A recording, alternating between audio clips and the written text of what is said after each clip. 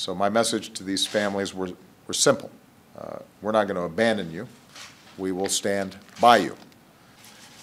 I am reaffirming that the United States government will not make concessions, such as paying ransom, to terrorist groups holding American hostages. And I know this can be a subject of significant public debate. It's a difficult and emotional issue, especially for the families.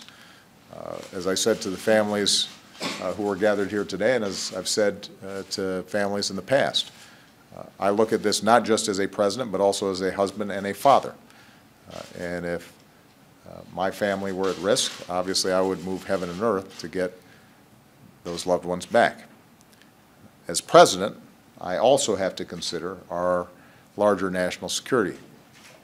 I firmly believe that the United States government paying ransom to terrorists risks endangering more Americans and funding the very terrorism that we're trying to stop.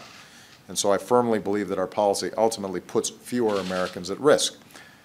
At the same time, we are clarifying that our policy does not prevent communication with hostage takers by our government, the families of hostages, or third parties who help these families.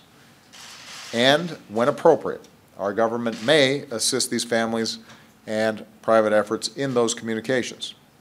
These families have already suffered enough, and they should never feel ignored or victimized by their own government.